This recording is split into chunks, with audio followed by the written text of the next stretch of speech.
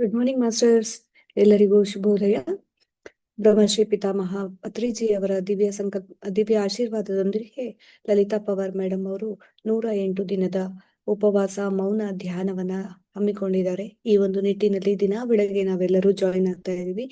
ಈ ಒಂದು 54ನೇ ದಿನದ ಧ್ಯಾನಕ್ಕೆ ನಿಮಗೆಲ್ಲರಿಗೂ ಸ್ವಾಗತ ಸುಸ್ವಾಗತ. ಈ ದಿನದ ಧ್ಯಾನವನ್ನ ನಾವು ಶುರು ಮಾಡೋಣ ಮಾಸ್ಟರ್ಸ್. ಎಲ್ಲರೂ ಧ್ಯಾನ ಸ್ಥಿತಿಗೆ ಬಂದ್ಬಿಡಿ.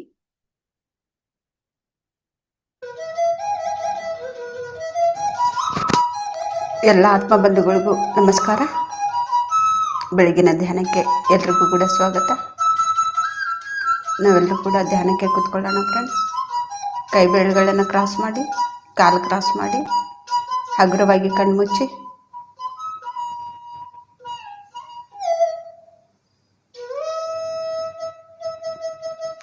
ಸಹಜವಾಗಿ ನಡೀತಾ ಇರೋ ಉಸಿರಾಟವನ್ನೇ ಗಮನಿಸ್ತಾ ಇರೋಣ.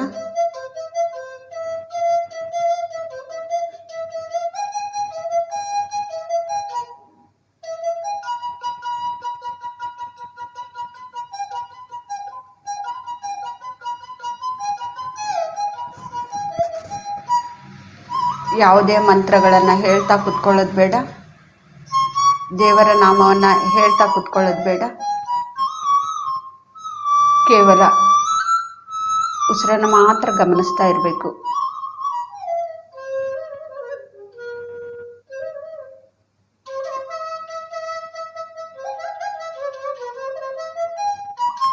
ಸಂಗೀತ ನಾದ ಕೇಳ್ತಾ ಕೇಳ್ತಾ ನಮ್ಮ ಉಸಿರಾಟದ ಜೊತೆಗೆ ನಾವು ಒಂದಾಗೋಣ ಫ್ರೆಂಡ್ಸ್.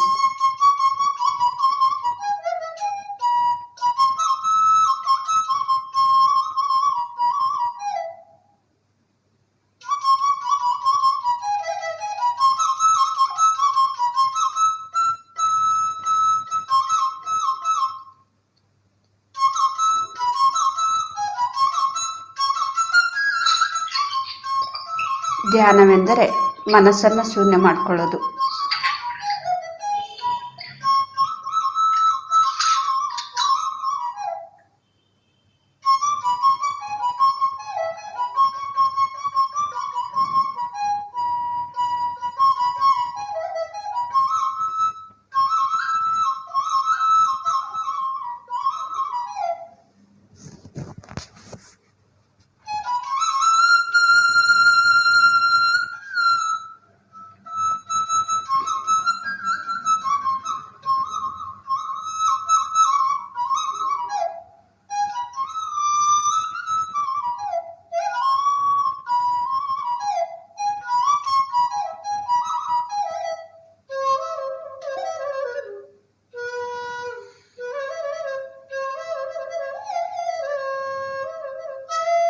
ಹೇಗೆ ನಾವು ಶರೀರಕ್ಕೆ ಆಹಾರ ತಗೊಳ್ತೀವೋ 3 ಹೊತ್ತು, ಹಾಗೆ ನಾವು ಪ್ರತಿದಿನ 3 ಹೊತ್ತು ಧ್ಯಾನ ಕೂಡ ಮಾಡಬೇಕು. ಬೆಳಿಗ್ಗೆ, ಮಧ್ಯಾಹ್ನ, ರಾತ್ರಿ.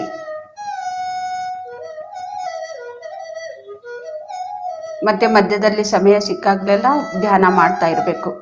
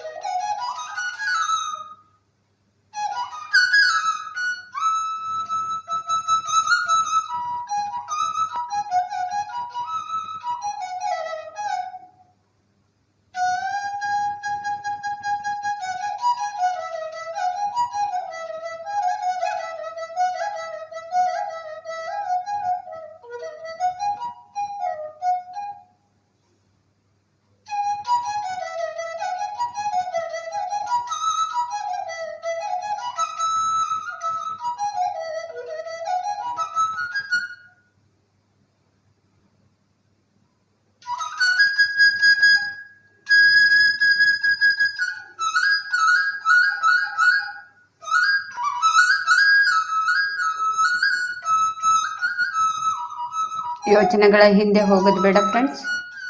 ಯೋಚನೆಗಳು ಬರ್ತಾ ಇದ್ರೆ ಮತ್ತೆ ಉಸಿರನ್ನೇ ಗಮನಿಸ್ತಾ ಇರೋಣ.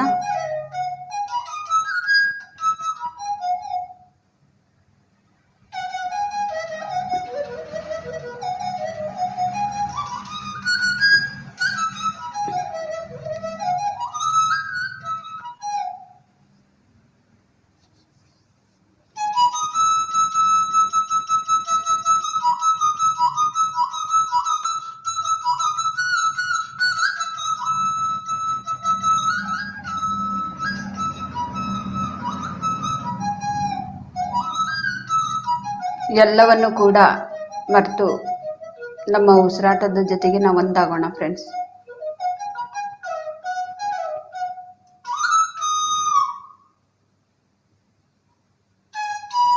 ನಮಗೆ ಕಣ್ಣಿಗೆ ಕಾಣಿಸ್ತಾ ಇರೋದು ಯಾವುದು ಕೂಡ ಸತ್ಯ ಅಲ್ಲ.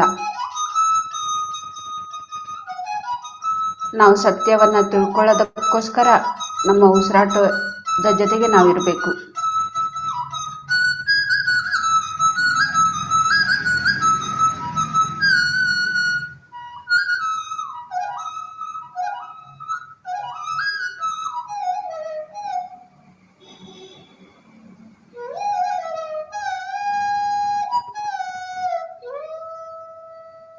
ಕಣ್ಣಿಗೆ ಕಾಣಿಸೋದು ಯಾವುದು ಕೂಡ ಶಾಶ್ವತ ಅಲ್ಲ. ಕಣ್ಣಿಗೆ ಕಾಣಿಸ್ತಾ ಇದೆ, ಕಣ್ಣಿಗೆ ಕಾಣಿಸೋವರೆಗೂ ಮಾತ್ರ ಅದು ಸತ್ಯ. ಈ ಶರೀರ ಕಣ್ಣಿಗೆ ಕಾಣಿಸ್ತಾ ಇದೆ, ಕಾಣಿಸೋವರೆಗೂ ಮಾತ್ರ ಇದು ಸತ್ಯ.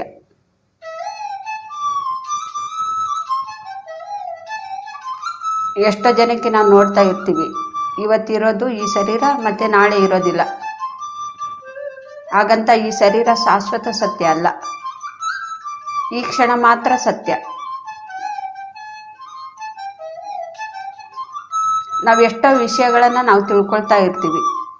ಇವತ್ತು ಹೇಳಿದ್ದು ಈ ಕ್ಷಣ ಮಾತ್ರ ಸತ್ಯ, ಮತ್ತೆ ನಾಳೆ ಈ ವಿಷಯ ಇರೋದಿಲ್ಲ.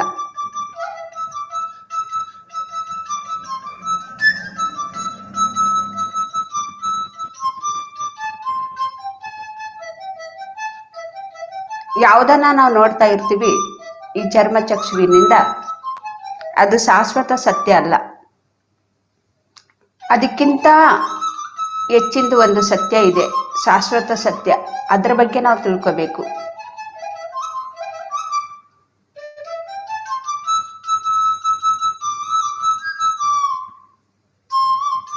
ನಮಗೆ ನಮ್ಮ ಮನೆ ಇದೆ, ಬಂಧು ಬಳಗ ಇದೆ,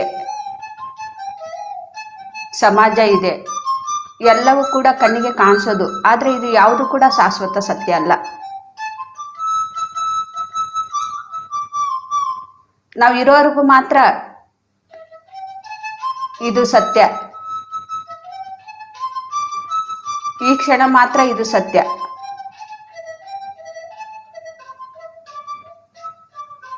ನಾಳೆ ಏನ್ ಬೇಕಾದ್ರೂ ಕೂಡ ಆಗ್ಬಹುದು. ಇವತ್ತು ನೋಡಿರೋದು ನಾಳೆ ಇರೋದಿಲ್ಲ. ನಮ್ಮ ಈ ಶರೀರ ಕೂಡ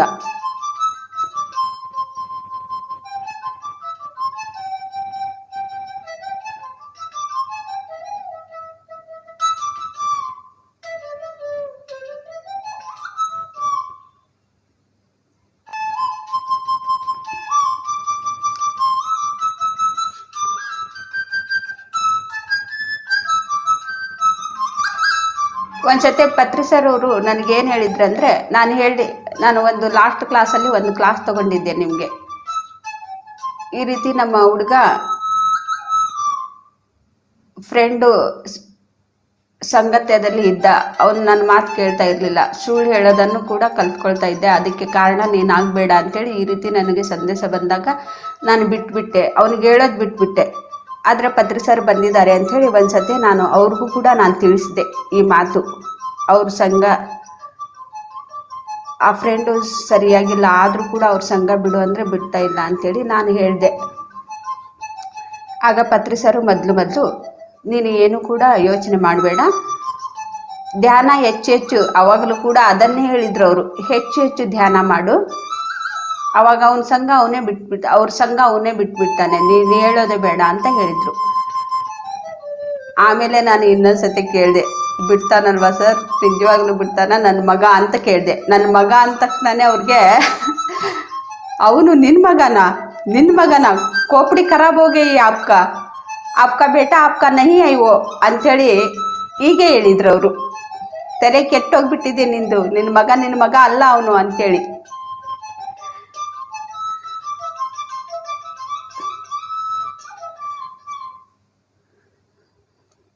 ಅವರು ಒಂದೇ ಮಾತು ಹೇಳಿದರು, ಹೆಚ್ಚು ಧ್ಯಾನ ಮಾಡು ಅಂಥೇಳಿ. ಅವ್ರು ಆ ಮಾತು ಹೇಳಿದ ತಕ್ಷಣವೇ ಮತ್ತೆ ನಾನು ಪಿರಮಿಡ್ಗೆ ಹೋದೆ ಧ್ಯಾನಕ್ಕೆ ಕುತ್ಕೊಳ್ಳೋಕ್ಕೆ. ಒಳಗಡೆ ಕಿಂಗ್ ಚೇಂಬರಲ್ಲಿ ಗಂಟಾಗಟ್ಟೆ ಮತ್ತೆ ಕೂತ್ಕೊಂಡ್ಮೇಲೆ ನನ್ನ ಮೈಂಡು ಸ್ವಲ್ಪ ಸಮಾಧಾನ ಆಯಿತು. ಈ ಕ್ಷಣದಲ್ಲಿ ಆ ಒಂದು ಮಾತು ನೋಡಿ ಒಂದು ಗುರುವಿನ ವಾಕ್ಯ ನಮಗೆ ಯಾವ ರೀತಿ ಕೆಲಸ ಮಾಡುತ್ತೆ ಅಂಥೇಳಿ. ಒಂದು ಮಾತು ಹಂಗೆ ಸುಮ್ಮನೆ ಬರೋದಿಲ್ಲ ಅವ್ರ ಬಾಯಿಯಿಂದ.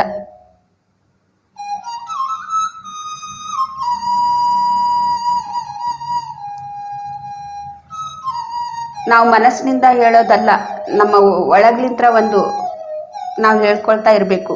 ನಮ್ಮ ಒಂದು ಆತ್ಮಶಕ್ತಿಯಿಂದ ನಾವು ಹೇಳ್ಕೊಳ್ತಾ ಇರಬೇಕು. ಅದೇ ಸಂಕಲ್ಪ ಅಂತ ಹೇಳ್ತೀವಿ. ಆ ಒಂದು ಕ್ಷಣದ ಮಾತು ನನಗೆ ಪದೇ ಪದೇ ನೆನಪು ಮಾಡಿಕೊಡ್ತಾ ಇತ್ತು.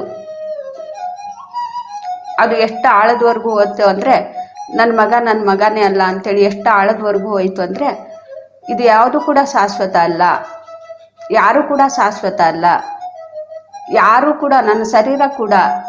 ಹೀಗೆ ಒಂದೊಂದೇ ವಿಷಯ ನನಗೆ ತಿಳಿತಾ ಬಂತು.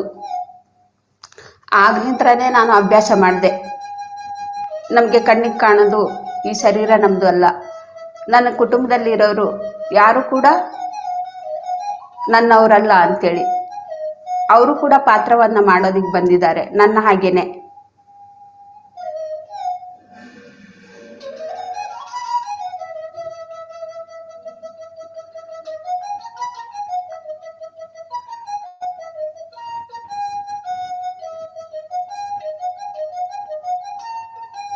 ಹೆಚ್ಚು ಧ್ಯಾನ ಮಾಡೋದ್ರಿಂದ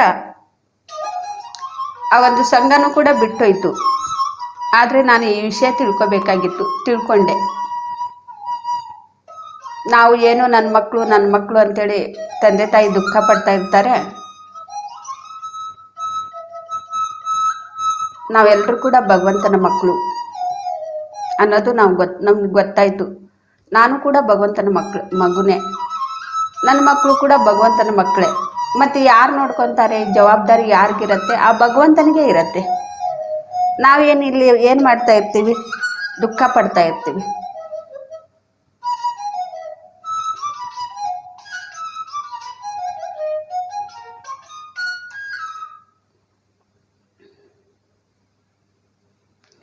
ಅದರಿಂದ ನಾನು ಅಭ್ಯಾಸದಿಂದ ಹೊರಗಡೆ ಬಂದೆ. ಯಾರ್ದು ಕೂಡ ಈ ಕಣ್ಣಿಗೆ ಕಾಣಿಸೋದು ಯಾವುದು ಕೂಡ ಸತ್ಯ ಅಲ್ಲ, ಅಶಾಶ್ವತ. ಈ ಕ್ಷಣ ಮಾತ್ರ ಸತ್ಯ. ನಮ್ಮ ಶರೀರವರೆಗೂ ಇದು ಇರೋವರೆಗೂ ಕೂಡ, ನಮಗೆ ಕಣ್ಣಿಗೆ ಕಾಣಿಸೋವರೆಗೂ ಕೂಡ ಇದು ಸತ್ಯ. ನಾವು ಈ ಕುಟುಂಬದಲ್ಲಿ ಇದ್ದೀವಿ. ನಾವು ಯಾವ ಜಾತಿಯಲ್ಲಿದ್ದೀವಿ, ಈ ಶರೀರದಲ್ಲಿ ಇದ್ದಾಗ ಆ ಜಾತಿಯಲ್ಲಿ ಅದೇ ಸತ್ಯ. ನಾವು ಆ ಜಾತಿಯಲ್ಲಿ ಇದ್ದೀವಿ, ಆ ಮನೆತನದಲ್ಲಿ ನಾವು ಹುಟ್ಟಿದ್ವಿ. ನಾನು ಗತ ಜನ್ಮದಲ್ಲಿ ಒಬ್ಬರು ಬ್ರಾಹ್ಮಣರ ಮನೆತನದಲ್ಲಿ ಹುಟ್ಟಿದ್ದೆ. ಇವಾಗ ಮರಾಠಿಯರ ಮನೆತನದಲ್ಲಿ ಹುಟ್ಟಿದ್ದೀನಿ. ಆಗ ಅದು ಸತ್ಯ, ಇವಾಗ ಇದು ಸತ್ಯ. ಮತ್ತೆ ನಾಳೆ ಇನ್ನೊಂದು ಸತ್ಯ, ಇನ್ನೊಂದು ಜನ್ಮದಲ್ಲಿ.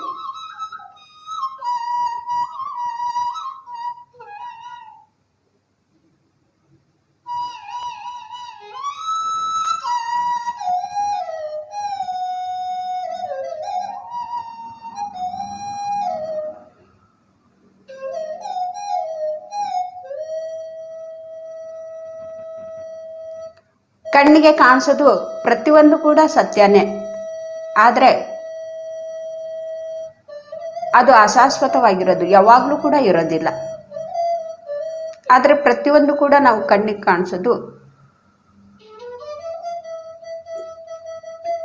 ಅದ್ರ ಜೊತೆಗೆ ಅವ್ರ ಜೊತೆಗೆ ಇದ್ದು ನಾವು ಅದನ್ನು ನಮ್ಮ ಕೆಲಸವನ್ನು ನಾವು ಅವ್ರ ಜೊತೆಗಿದ್ದು ನಾವು ಪೂರ್ತಿಯಾಗಿ ನಾವು ಮಾಡಬೇಕು.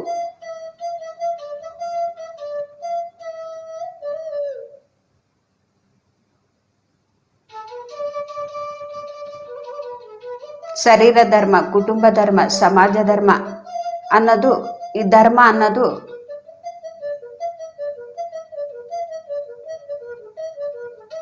ನಾವು ಯಾವಾಗ ಸರಿಯಾಗಿ ಮಾಡ್ತೀವೋ ಹಾಗೆ ನಾವು ಮುಂದೆ ನಾವು ಹೋಗ್ತಾ ಇರ್ತೀವಿ.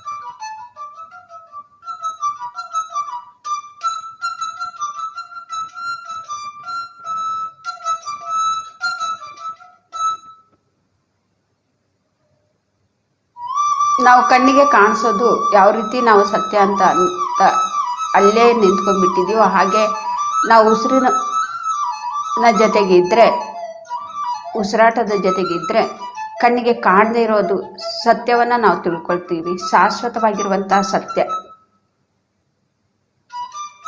ಯಾವಾಗಲೂ ಇರುವಂತಹ ಸತ್ಯವನ್ನು ನಾವು ತಿಳ್ಕೊಳ್ತೀವಿ. ಹಿಂದೆನೂ ಇತ್ತು, ಇವಾಗಲೂ ಕೂಡ ಇದೆ, ಮುಂದೆನೂ ಕೂಡ ಇರುತ್ತೆ ಅಂತ ಒಂದು ಸತ್ಯದ ಬಗ್ಗೆ ನಾವು ತಿಳ್ಕೊಳ್ತೀವಿ. ಯಾವಾಗಲೂ ಇರುವಂತಹ ಸತ್ಯ, ಯಾವುದು ಕೂಡ ಅದಕ್ಕೆ ಸಾಯಿಸೋದು, ಯಾವ ಶಕ್ತಿನೂ ಕೂಡ ಅದಕ್ಕೆ ಸಾಯಿಸೋದಕ್ಕಾಗೋದಿಲ್ಲ. ಅದಕ್ಕೆ ಹುಟ್ಟು ಇಲ್ಲ, ಸಾವು ಇಲ್ಲ.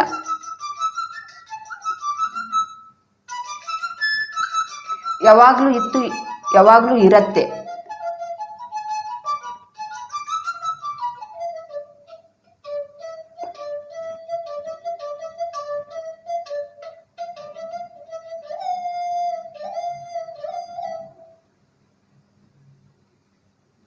ಈ ಸತ್ಯವನ್ನ ನಾವು ತಿಳ್ಕೊಂಡಾಗ್ಲೇನೆ ನಾವು ದುಃಖರಹಿತ ಜೀವನವನ್ನು ಜೀವಿಸೋದಕ್ಕೆ ಸಾಧ್ಯವಾಗತ್ತೆ. ನಮಗೆ ದುಃಖ ಇರಬಾರ್ದು ಅಂದರೆ ನಾವು ಸತ್ಯವನ್ನು ತಿಳ್ಕೋಬೇಕು. ಸತ್ಯ ಹೇಗೆ ಗೊತ್ತಾಗತ್ತೆ ಅಂದರೆ, ನಮ್ಮ ಉಸಿರಾಟ ಎಂಬ ಗುರುವಿನ ಜೊತೆಗೆ ನಾವಿದ್ದಾಗ ಸತ್ಯವನ್ನು ಗೊತ್ತಾಗತ್ತೆ, ಶಾಶ್ವತವಾಗಿರುವಂತಹ ಸತ್ಯ.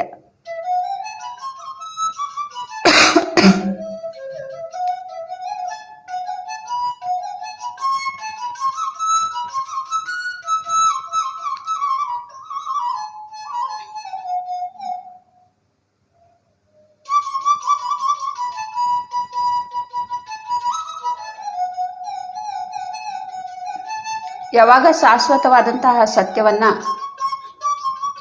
ನಾವು ತಿಳ್ಕೊಳ್ತಾ ಇರ್ತೀವಿ, ನಾವು ಅಧರ್ಮದಿಂದ, ಅಸತ್ಯದಿಂದ ಜೀವಿಸ್ತಾ ಇರೋದಿಲ್ಲ, ಹಿಂಸೆಯನ್ನ ಮಾಡ್ತಾ ಇರೋದಿಲ್ಲ. ಅಹಿಂಸಾ ಮಾರ್ಗದಲ್ಲಿದ್ದು ನಾವು ಸತ್ಯ ಧರ್ಮದಿಂದ ನಾವು ಜೀವಿಸ್ತಾ ಇರ್ತೀವಿ.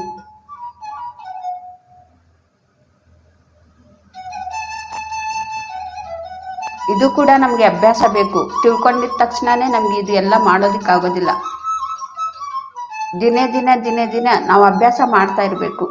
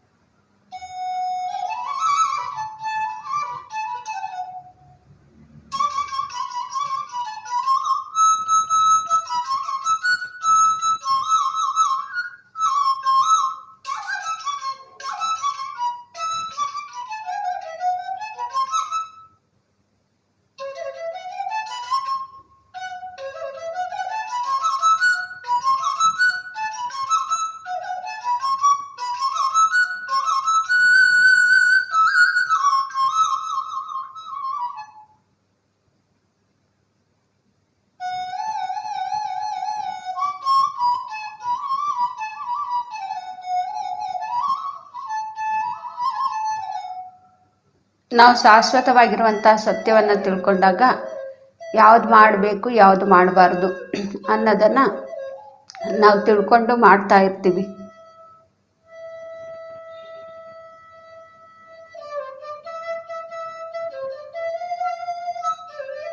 ಸತ್ಯಂಬದ ಧರ್ಮಂಚರ, ಸತ್ಯವನ್ನ ತಿಳ್ಕೊಂಡಾಗ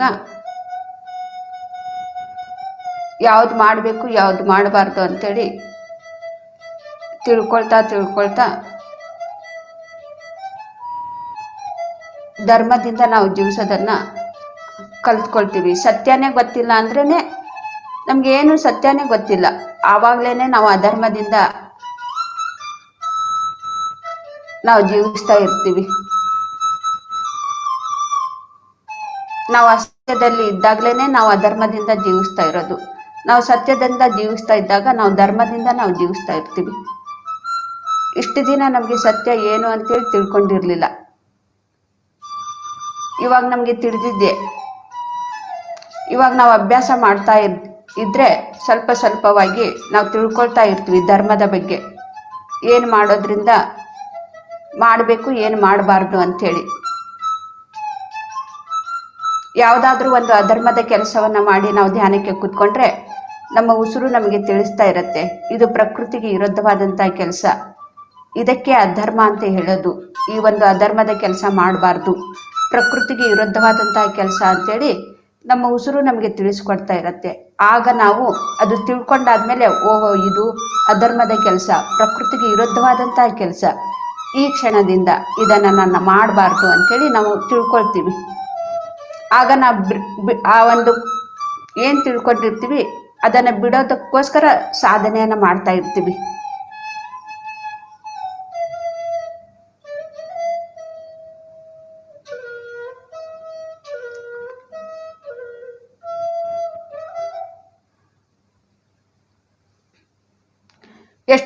ಎಷ್ಟೋ ಜನ ನೋಡಿ ಧ್ಯಾನಕ್ಕೆ ಬರುವಾಗ ಎಲ್ಲವನ್ನು ಕೂಡ ಕಷ್ಟದಲ್ಲಿದ್ದಾಗ ಯಾರು ಏನು ಹೇಳ್ತಾರೆ ಧ್ಯಾನದಲ್ಲಿ, ಇವಾಗ ಚಿಕನ್ ಮಟನ್ ಬಿಡು ಅಂದರೆ ಬಿಟ್ಬಿಡ್ತಾರೆ ಧ್ಯಾನದಲ್ಲಿ. ಓ ನನಗೆ ಒಳ್ಳೇದಾದರೆ ಸಾಕಪ್ಪ ಅಂಥೇಳಿ. ಎಲ್ಲ ಒಳ್ಳೇದಾಗತ್ತೆ, ಒಳ್ಳೇದಾದ್ಮೇಲೆ ಮತ್ತೆ ಅವರು ಅಭ್ಯಾಸ ಅಲ್ಲಿಗೆ ನಿಂದಿಸ್ಬಿಡ್ತಾರೆ. ಈ ರೀತಿ ನಾವು ಎಷ್ಟೋ ಸತಿ ನಮ್ಮನ್ನು ನಾವೇ ವಂಚನೆ ಮಾಡ್ಕೊಳ್ತಾ ಇರ್ತೀವಿ. ಎಷ್ಟೋ ಸತಿ, ಒಂದು ಸತಿ ಅಲ್ಲ ಎಷ್ಟೋ ಸತಿ. ಕೆಲಸ ಆಗೋವರೆಗೂ ಕೂಡ ಸಾಧನೆಯನ್ನು ಮಾಡಿ ಕೆಲಸ ಆದಮೇಲೆ ನಮ್ಮದು ಕೆಲಸ ಆಯ್ತು ಅಂಥೇಳಿ ನಾವು ಬಿಟ್ಬಿಡ್ತೀವಿ. ನಮ್ಮನ್ನು ನಾವೇ ವಂಚನೆ ಮಾಡ್ಕೊಳ್ತಾ ಇರ್ತೀವಿ. ಮತ್ತೆ ಎಲ್ಲ ತಿಂತಾ ಇರ್ತಾರೆ, ಎಲ್ಲ ಕುಡಿತಾ ಇರ್ತಾರೆ, ಎಲ್ಲ ಕೆಲಸವನ್ನು ಮಾಡ್ತಾ ಇರ್ತಾರೆ. ಯಾಕೆಂದರೆ ನಾವು ಅಂದ್ಕೊಂಡಿರೋದಾಯ್ತಲ್ವಾ. ಈಗ ಇಂಥವ್ರಿಗೂ ಕೂಡ ನಾನು ನೋಡಿದ್ದೀನಿ, ನಾನು ಹೇಳ್ಕೊಟ್ಟವರಲ್ಲೇನೆ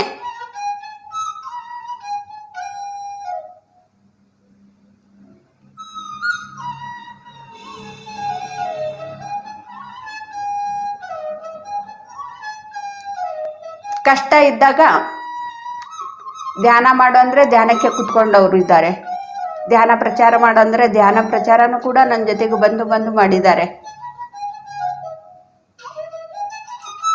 ಸಸ್ಯಾಹಾರಿ ಆಗು ಅಂದರೆ ಏನು ಕೂಡ ತಿಂದೇನೆ ಸಸ್ಯಾಹಾರಿಯಾಗಿ ಧ್ಯಾನ ಮಾಡಿ, ಧ್ಯಾನ ಪ್ರಚಾರ ಮಾಡಿ,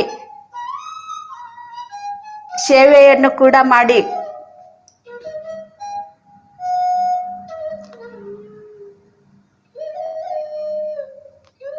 ಕೇವಲ ಒಂದೇ ಒಂದು ವರ್ಷದಲ್ಲಿ ಎಲ್ಲ ಕೆಲಸನೂ ಕೂಡ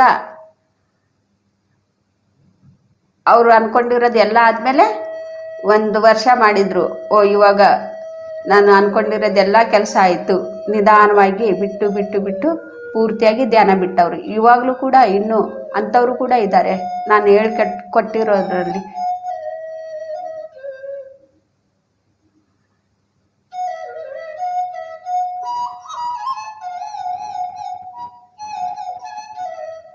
ಮತ್ತೆ ಧ್ಯಾನ ಹೇಳ್ಕೊಟ್ಟವರು ಅವ್ರಿಗೆ ತಿನ್ನಿಸ್ಬೇಕು ಅನ್ನಿಸ್ತಾ ಇರತ್ತೆ.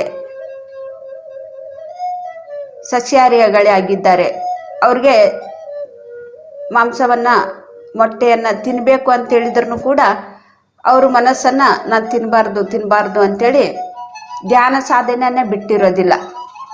ಆದರೆ ಅವರು ಇವಾಗಲೂ ಕೂಡ ಹೇಳ್ತಾ ಇರ್ತಾರೆ, ನನಗೆ ಒಂದೊಂದ್ಸತಿ ಇವಾಗಲೂ ಕೂಡ ನನಗೆ ತಿನ್ನಬೇಕು ಅನಿಸುತ್ತೆ ಅಂಥೇಳಿ, ಆದರೆ ನಾನು ಧ್ಯಾನ ಮಾತ್ರ ಬಿಡೋದಿಲ್ಲ ಅಂಥೇಳಿ.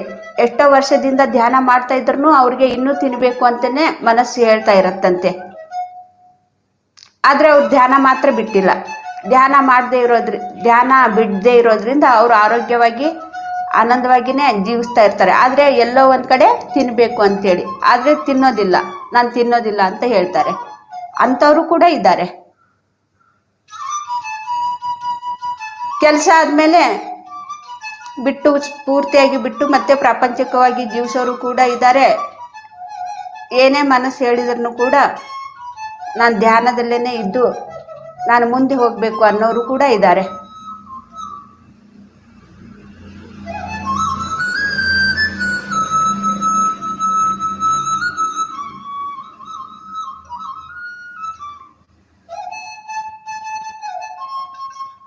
ಯಾರು ಧ್ಯಾನವನ್ನು ಮಾಡ್ತಾ ಮನಸ್ಸಿಗೆ ಬಂದ್ರೂ ಕೂಡ ಧರ್ಮವಾಗಿಯೇ ಜೀವಿಸ್ತಾ ಇದ್ದಾರೋ, ಸತ್ಯದಲ್ಲಿ ಜೀವಿಸ್ತಾ ಇದ್ದಾರೋ ಅವ್ರಿಗೆ ಎಷ್ಟೆಷ್ಟೋ ಕಷ್ಟಗಳನ್ನು ಅವರು ದಾಟಿ ಮುಂದೆ ಹೋಗ್ತಾ ಇದ್ದಾರೆ. ಎಷ್ಟೆಷ್ಟೋ ಘಟನೆಗಳನ್ನು ನಡೆಯೋದು ತಪ್ಪು ಹೋಗ್ತಾ ಇದೆ.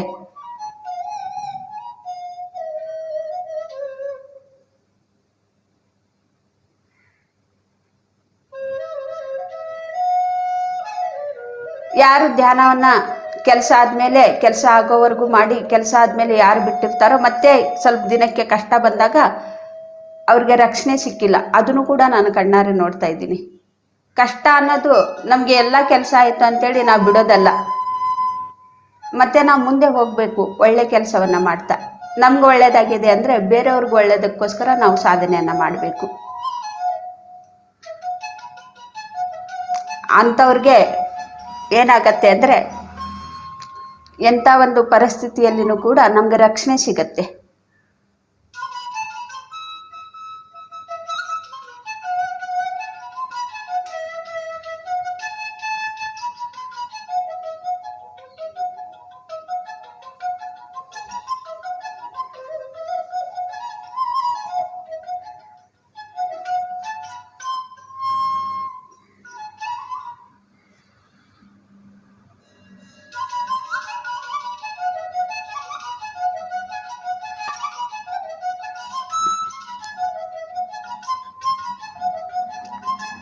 ನಾನು ಧ್ಯಾನಕ್ಕೆ ಬಂದಾಗ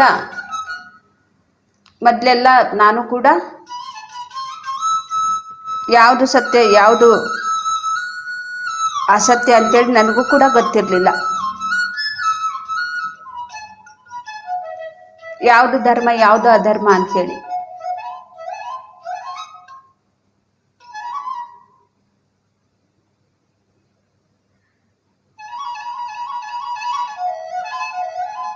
ಧ್ಯಾನಕ್ಕೆ ಬಂದ ಮೇಲೆ ನಾನು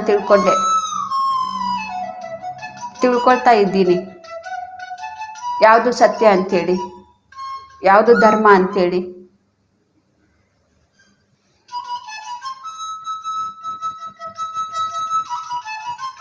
ನನಗೂ ಕೂಡ ಮೊದಲು ನನ್ನ ಮನಸ್ಸು ಹೇಳ್ತಾ ಇತ್ತು, ಧ್ಯಾನಕ್ಕೆ ಕುತ್ಕೋಬೇಡ, ಪ್ರಚಾರ ಮಾಡಬೇಡ, ಸೇವೆ ಮಾಡಬೇಡ ಅಂತೇಳಿ. ಅದು ನಿನಗೆ ಯಾಕೆ ಬೇಕು ಅಂತೇಳಿ.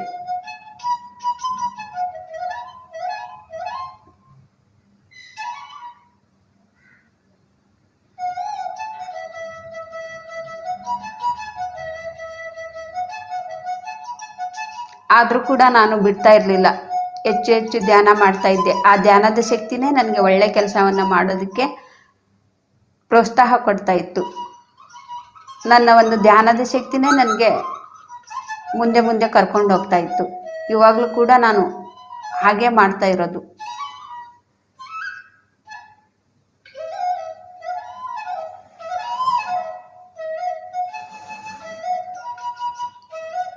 ನಾನು ಮೊದಲು ಏನು ಮಾಡ್ತಾ ಇದ್ದೆ ಅಂದರೆ, ನನಗೆ ಆರೋಗ್ಯ ಕೊಡು, ಮನಸ್ಸಿಗೆ ಶಾಂತಿ ಕೊಡು, ನೆಮ್ಮದಿ ಕೊಡು ಅಂತೇಳಿ ನಾನು ಭಗವಂತನ ಹತ್ರ ನಾನು ಭಿಕ್ಷೆ ಬೇಡ್ತಾ ಇದ್ದೆ. ಮಾಡೋದೆಲ್ಲ ಪಾಪಕರ್ಮಗಳನ್ನೆಲ್ಲ ಮಾಡಿ ಚಿಕನ್ ಮಟನನ್ನು ತಿಂತ ಭಗವಂತನನ್ನು ನಾನು ಭಿಕ್ಷೆ ಬೇಡ್ತಾ ಇದ್ದೆ.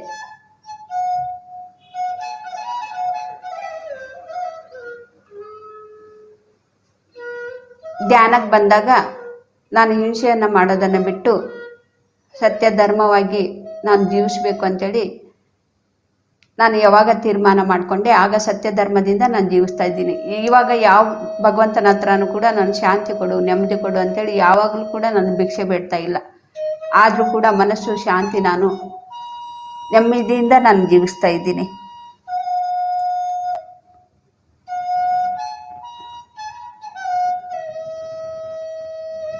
ಮೊದಲು ಪ್ರಾಣಿಗಳಿಗೆ, ಪಕ್ಷಿಗಳಿಗೆ ಅದನ್ನು ನಾನು ಬೇಯಿಸಿ ತಿಂತಾ ಇದ್ದೆ. ಕಾಯಿಲೆಗಳು ಬರ್ತಾ ಇತ್ತು ಅದಕ್ಕೆ ಅಂಥೇಳಿ ನನಗೆ ಗೊತ್ತಿರಲಿಲ್ಲ. ಇವಾಗ ಆ ಪ್ರಾಣಿಗಳಿಗೆ ನಾನು ಪ್ರೀತಿಯಿಂದ ಮಾತಾಡ್ಸೋದನ್ನು ಕಲ್ತ್ಕೊಂಡೆ. ಅದಕ್ಕೆ ಏನೋ ಒಂದು ಸ್ವಲ್ಪ ಕೊಡೋದನ್ನು ಕಲ್ತ್ಕೊಂಡೆ.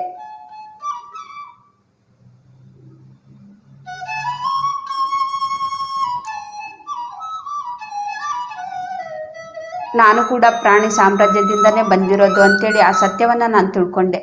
ಈ ಮಾನವ ಜನ್ಮಕ್ಕೆ ಬಂದಿರೋದು ಪ್ರಾಣಿ ಸಾಮ್ರಾಜ್ಯದಿಂದನೇ ನಾನು ಕೂಡ ಬಂದಿದ್ದೀನಿ ಅಂಥೇಳಿ. ಕೇವಲ ನನಗೆ 2 ಮಕ್ಕಳು ಅಂತೇಳಿ ನಾನು ಅಂದ್ಕೊಂಡಿದ್ದೆ. ಧ್ಯಾನ ಮಾಡ್ತಾ ಮಾಡ್ತಾ ಪ್ರತಿಯೊಂದರಲ್ಲಿನೂ ಕೂಡ ನನ್ನ ಶಕ್ತಿ ಇದೆ ಅಂತೇಳಿ ತಿಳ್ಕೊಂಡ್ಮೇಲೆ ಯಾರಿಗೂ ಕೂಡ ಇವಾಗ ನಾನು ಯಾರಿಗೂ ಕೂಡ ತೊಂದರೆ ಕೊಡಬಾರ್ದು ಅಂಥೇಳಿ ಈ ಸತ್ಯವನ್ನು ನಾನು ತಿಳ್ಕೊಳ್ತಾ ಇದ್ದೀನಿ.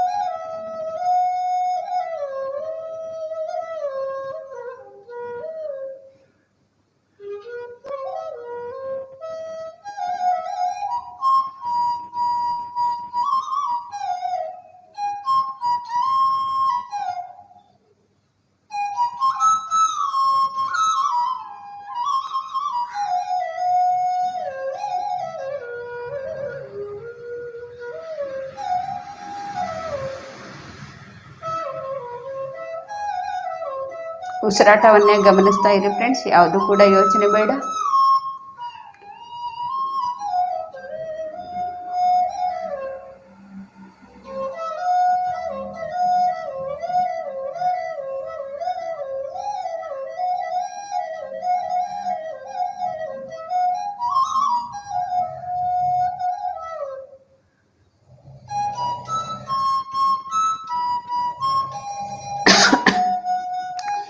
ಯಾರು ಸತ್ಯವನ್ನು ತಿಳ್ಕೊಂಡ ಮೇಲೇನೂ ಕೂಡ ತಪ್ಪುಗಳನ್ನು ಮಾಡ್ತಾರೆ ಅವರು ತುಂಬ ವಿಪರೀತ ಒಂದು ಶಿಕ್ಷೆಗೆ ಗುರಿಯಾಗಬೇಕಾಗತ್ತೆ.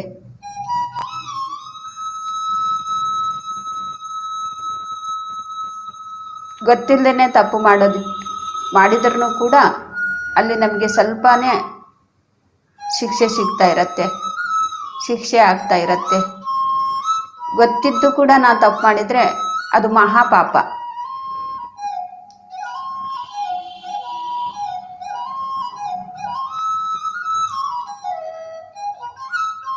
ಒಂದು ಕೋಳಿ ಮೇಕೆ ನಾವು ಅದನ್ನು ಕೊಯ್ದು ಬೇಯಿಸಬಾರ್ದು ಅಂತ ಇವಾಗ ನಮ್ಗೆ ಗೊತ್ತಾಗಿದೆ, ಸತ್ಯವನ್ನು ನಾವು ತಿಳ್ಕೊಂಡಿದ್ದೀವಿ. ಆದರೂ ಕೂಡ ನಾವು ಬೇಯಿಸಿ ಬಡಿಸ್ತಾ ಇದ್ದೀವಿ ಅಂದರೆ ಅದು ಮಹಾಪಾಪ.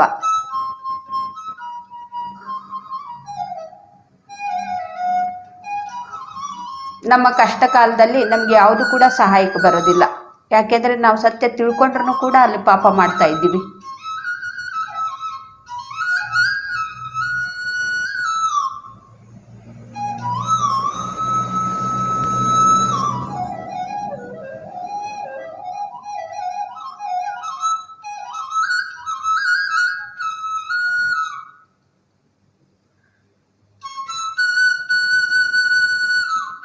ಯಾರು ಸತ್ಯವನ್ನು ತಿಳ್ಕೊಂಡಾಗ ಸಾಯೋದಕ್ಕೂ ಕೂಡ ಸಿದ್ಧರಾಗಿರ್ತಾರೆ, ಆದರೆ ಅದು ಪಾಪದ ಕೆಲಸ ಮಾಡೋದಿಲ್ಲ ಅಂಥೇಳಿ ಯಾರು ತೀರ್ಮಾನ ತಗೊಳ್ತಾರೆ ಅವ್ರಿಗೆ ಸಾವು ಬಂದ್ರೂ ಕೂಡ ಮೃತ್ಯು ಬಂದ್ರೂ ಕೂಡ ಅದರಿಂದ ಅವ್ರು ಜಯಿಸ್ತಾರೆ, ಮೃತ್ಯುಂಜಯವನ್ನು ಪಡ್ಕೊಳ್ತಾರೆ, ಜಯಿಸ್ತಾರೆ ಅವರು.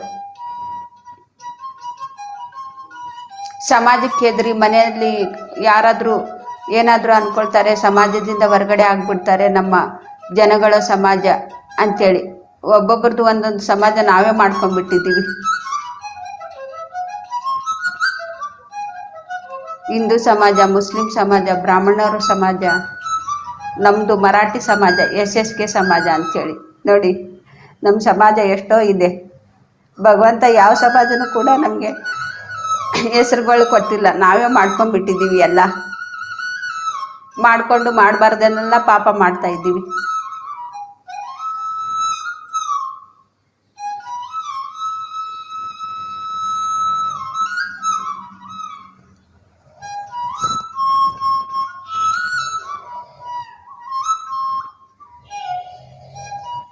ಈ ಸತ್ಯವನ್ನು ನಾನು ತಿಳ್ಕೊಂಡ್ಮೇಲೆ ನಮ್ಮ ಮನೆಗೆ ಯಾವತ್ತೂ ಕೂಡ ನಾನು ತರಲಿಲ್ಲ, ಮಾಡಲಿಲ್ಲ.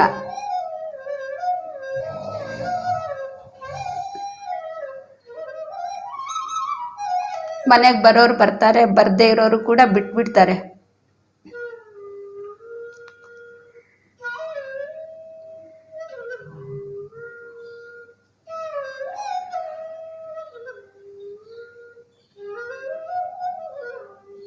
ಮತ್ತೆ ನಮ್ಗೆಲ್ಲ ತಮಾಷೆಯಾಗೂ ಕೂಡ ಮಾತಾಡ್ತಾನೆ ಇರ್ತಾರೆ, ನಗ್ತಾ ನಗ್ತಾ.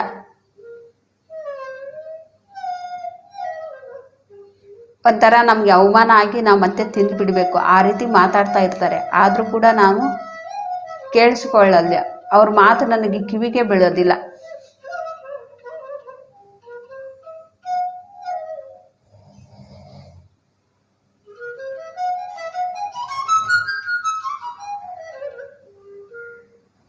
ಹೀಗೆ ನಾನು ಮಾಡ್ತಾ ಇರುವಾಗ, ಹೀಗೆ ನಾನು ಆಚರಣೆಯಲ್ಲಿ ಇದ್ದಾಗ ಒಂದ್ಸತಿ 2008ಕ್ಕೆ ನಾನು ಅಂದರೆ ಧ್ಯಾನಕ್ಕೆ ಬಂದು 10 ವರ್ಷಕ್ಕೆ ನಮಗೆ ಆವಾಗ ಸ್ವಲ್ಪ ಮನೆಯಲ್ಲಿ ಸ್ವಲ್ಪ ಸಮಸ್ಯೆ ಬಂದ್ಬಿಟ್ಟು, ಆದರೆ ನಾನು ಧ್ಯಾನ ಮಾಡ್ತಾ ಮಾಡ್ತಾ ಚೆನ್ನಾಗೇ ಇದ್ದೀನಿ. ಮನೆಯಲ್ಲಿ ಎಲ್ಲರಿಗೂ ಕೂಡ ಸಮಸ್ಯೆಗಳು, ಏನೋ ಒಂದು ಅಸಮಾಧಾನ ಮನೆಯಲ್ಲಿರೋರಿಗೆಲ್ರಿಗೂ ಕೂಡ. ಅವ್ರದ್ದು ನೋಡಿ ನೋಡಿ ನಾನು ನೋಡ್ತಾ ಇದ್ದೀನಿ ಸುಮ್ಮನೆ.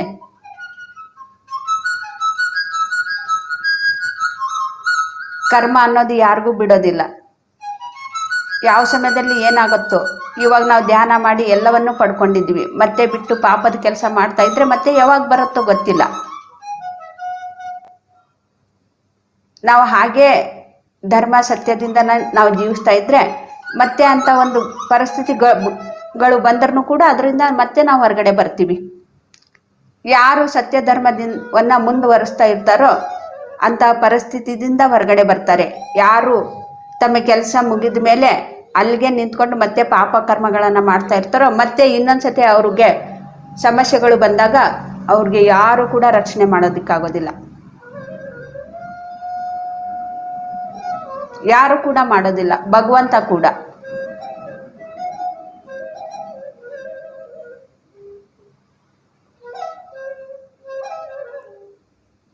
ಇದು ಯಾಕೆ ನಾನು ಉದಾಹರಣೆ ಕೊಟ್ಟು ಹೇಳ್ತಾ ಇದ್ದೀನಿ ಅಂದರೆ, ನನಗೆ ಆ ರೀತಿನೂ ಕೂಡ ನಾನು ಕಣ್ಣಾರೆ ನೋಡಿದ್ದೀನಿ. ಇದು ನನ್ನ ಸ್ವ ಅನುಭವ. ನನಗೆ ಕೆಲಸ ಆದಮೇಲೆ ನಾನು ಕೂಡ ಕಷ್ಟದಲ್ಲಿ ಅನಾರೋಗ್ಯದಿಂದನೇ ಧ್ಯಾನಕ್ಕೆ ಬಂದಿದ್ದು. ನನ್ನ ಕಷ್ಟ ಪರಿಹಾರ ಆದಮೇಲೆ ಬೇರೆಯವ್ರಿಗೆ ತಿಳಿಸ್ಬೇಕು ಅಂತೇಳಿ ಮತ್ತೆ ನಾನು ಅದೇ ಮಾರ್ಗದಲ್ಲೇ ನಾನು ಸತ್ಯ ಧರ್ಮವನ್ನು ತಿಳ್ಕೊಳ್ತಾ ಅದೇ ಮಾರ್ಗದಲ್ಲೇ ಹೋಗ್ತಾ ಇದ್ದೀನಿ.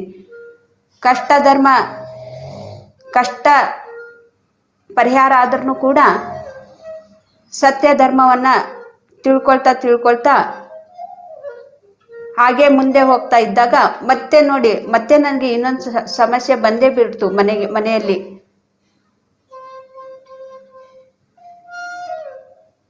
ಆದರೆ ನಾನು ಧ್ಯಾನ ಬಿಟ್ಟಿಲ್ಲ. 10 ವರ್ಷದ ಹಿಂದೆ ನನಗೆ ಸಮಸ್ಯೆ ಇದ್ದಿರೋದು ಮತ್ತೆ 10 ವರ್ಷ ಆದಮೇಲೆ ಮತ್ತೆ ಬಂತು. ನೋಡಿ, ನಮ್ಗೆ ಕಷ್ಟ ಪರಿಹಾರ ಆಯಿತು ಅಂತೇಳಿ ಧ್ಯಾನ ಬಿಡೋದಲ್ಲ. ಯಾವಾಗ ಯಾವ ಕ್ಷಣದಲ್ಲಿ ಮತ್ತೆ ಏನಾಗುತ್ತೋ ಗೊತ್ತಿಲ್ಲ.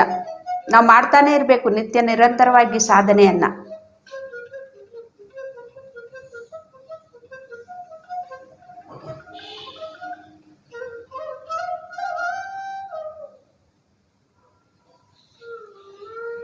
ಹತ್ತು ವರ್ಷ ಆದಮೇಲೆ ನಮ್ಮ ಮನೆಯಲ್ಲಿ ಸಮಸ್ಯೆಗಳು ಬಂದು ಮತ್ತೆ ಆ ಒಂದು ಸಮಯದಲ್ಲಿ ನನಗೆ ಒಂದು ಶರೀರ ಬಿಡುವಂಥ ಒಂದು ಸಮಸ್ಯೆನೂ ಕೂಡ, ಆ ಒಂದು ಪರಿಸ್ಥಿತಿನೂ ಕೂಡ ನಮ್ಮ ಮನೆಯಲ್ಲಿ ಬಂದಿತ್ತು. ಆದರೆ ನನಗೆ ಗೊತ್ತಿಲ್ಲ ಅದು ನನಗೆ ನನ್ನ ಶರೀರವನ್ನು ಕೂಡ ಆ ಸಮಯದಲ್ಲಿ ಬಿಡುವಂಥ ಸಮಯ ಬಂದಿದೆ ಅಂಥೇಳಿ ನನಗೆ ಗೊತ್ತಿಲ್ಲ. ಆದರೂ ಕೂಡ ನನ್ನ ಧ್ಯಾನದ ಶಕ್ತಿ ಏನು ಮಾಡಿಸ್ತು ಅಂದರೆ, ಒಂದು 2 ವರ್ಷ, ಇವಾಗ ಸಮಸ್ಯೆ 2008ಕ್ಕೆ 2019ಕ್ಕೆ 18ಕ್ಕೆ ಆ ರೀತಿ ಬರೋದಿದೆ ಅಂದರೆ 17ಕ್ಕೆ ನನಗೆ ವೆಜಿಟೇರಿಯನ್ ರ್ಯಾಲಿ ಮಾಡಿಸಿದ್ರು. ನಾನು ಮಾಡಿದೆ ವೆಜಿಟೇರಿಯನ್ ರ್ಯಾಲಿ. ಎಷ್ಟು ಒಂದು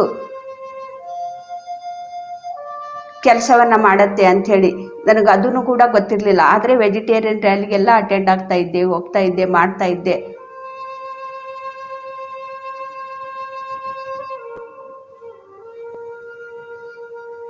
ವೆಜಿಟೇರಿಯನ್ ರ್ಯಾಲಿ 2017ಕ್ಕೆ ಆದ್ಮೇಲೆ 18ಕ್ಕೆ ನಮ್ಮ ಮನೆಗಳಿಗೆ 2 ನಾಯಿ ಮರಿಗಳು ಬಂದು.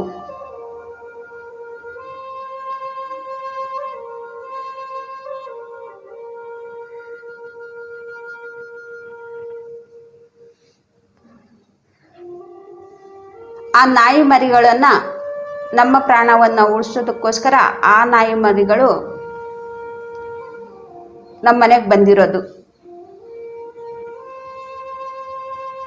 ಇದು ಎಲ್ಲವೂ ಕೂಡ 2017ಕ್ಕೆ ಎಲ್ಲ ಸಿದ್ಧತೆ ಆಗಿಬಿಟ್ಟಿದೆ.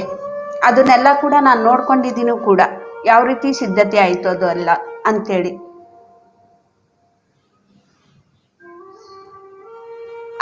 ಆದರೆ ನನಗೆ ರ್ಯಾಲಿ ಮಾಡುವಾಗ ಇದು ಏನು ಕೂಡ ಗೊತ್ತಿಲ್ಲ, ಯಾಕೆ ಮಾಡ್ತಾ ಇದ್ದೀನಿ ಅಂತಲೂ ಕೂಡ ಗೊತ್ತಿಲ್ಲ. ಅದಕ್ಕೆ ನಾನು ಹೇಳ್ತಾ ಇರ್ತೀನಲ್ವಾ, ನಾವು ಮಾಡೋದನ್ನು ಮಾಡಬೇಕು, ಅದರ ಫಲ ನಮಗೆ ಮುಂದೆ ಗೊತ್ತಾಗತ್ತೆ. ಇವಾಗಲೇ ಈ ಕ್ಷಣದಲ್ಲೇ ನಮ್ಗೆ ಗೊತ್ತಾಗೋದಿಲ್ಲ ಅಂಥೇಳಿ. ಹಾಗೆ ಒಳ್ಳೆಯದ್ದು ಮಾಡಿದಾಗಲಿ ಕೆಟ್ಟದ್ದು ಮಾಡಿದಾಗಲಿ ನಮಗೆ ಫಲ ಮುಂದೆನೇ ನಮ್ಗೆ ಗೊತ್ತಾಗತ್ತೆ. ಒಳ್ಳೆಯದು ಫಲನೂ ಗೊತ್ತಾಗತ್ತೆ, ಕೆಟ್ಟದ್ದು ಫಲನೂ ಗೊತ್ತಾಗತ್ತೆ.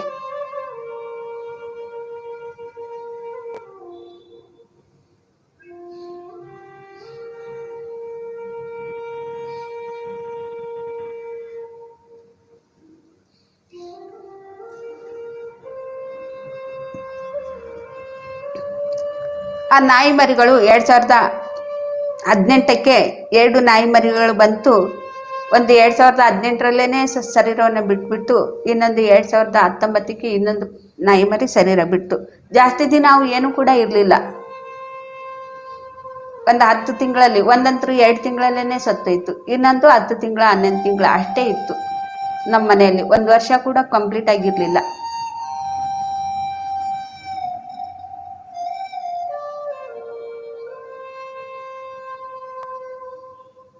ನಾನು ನಿನ್ನೆ ಹೇಳಿದೆ, ನಮಗೆ ಶರೀರ ಉಳಿಸ್ಕೊಳ್ಳೋದಕ್ಕೋಸ್ಕರ ನಾವು ಏನೇನೆಲ್ಲ ಪ್ರಯತ್ನ ಮಾಡ್ತಾ ಇರ್ತೀವಿ, ಆದರೆ ಮಾಡಬಾರ್ದೇನೆಲ್ಲ ಪಾಪಗಳನ್ನು ಮಾಡಿ ನಾವು ಜೀವಿಸಬೇಕು ಅಂಥೇಳಿ ಭಗವಂತನನ್ನು ನಾವು ಕೇಳ್ಕೊಳ್ತಾ ಇರ್ತೀವಿ ಅಂಥೇಳಿ. ಇಲ್ಲಿ ನೋಡಿ, ನಾನು ಯಾವ ಭಗವಂತನನ್ನು ಕೂಡ ನಾನು ಕೇಳ್ಕೊಳ್ಳಿಲ್ಲ.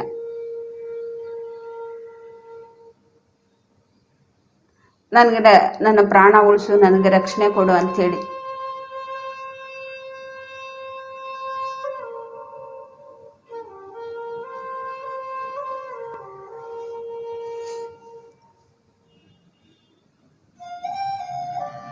ನನಗೆ ಆರೋಗ್ಯ ಕೊಡು, ನನಗೆ ರಕ್ಷಣೆ ಕೊಡು, ನನ್ನ ಪ್ರಾಣ ಉಳಿಸು ಅಂಥೇಳಿ ನಾನು ಯಾವ ಭಗವಂತನ ಹತ್ರನೂ ಕೇಳಿಲ್ಲ. ಆ 2 ನಾಯಿ ಮರಿಗಳು ಬಂದು ನಮ್ಮ ಮನೆಯಲ್ಲಿ 2 ಜೀವಗಳನ್ನು ಹೋಗುವಂಥದ್ದು. ಆ ನಾಯಿ ಮರಿಗಳನ್ನು ತಮ್ಮ ಜೀವವನ್ನು ತ್ಯಾಗ ಮಾಡಿದ್ರು, ಶರೀರವನ್ನು ಬಿಟ್ಟರು.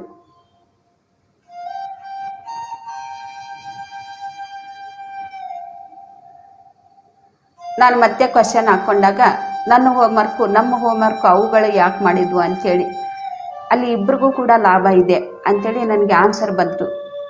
ಆ ಪ್ರಾಣಿಗಳು ಇನ್ನೂ ಉತ್ತಮವಾದಂಥ ಜೀವನವನ್ನು ತಗೊಳ್ಳೋದಕ್ಕೋಸ್ಕರ ಆ ಪ್ರಾಣಿಗಳು ನಿಮ್ಮ ಮನೆಗೆ ಬಂದಿದೆ. ನೀವು ಕೂಡ ಒಂದು ಉತ್ತಮೋತ್ತಮವಾದಂಥ ಸ್ಥಿತಿಯಲ್ಲಿ ಇರೋದ್ರಿಂದ ನಿಮಗೆ ಈ ಶರೀರ ರಕ್ಷಣೆ ಮಾಡಬೇಕಾಯಿತು ಅಂಥೇಳಿ ನನಗೆ ಆನ್ಸರ್ ಬಂತು.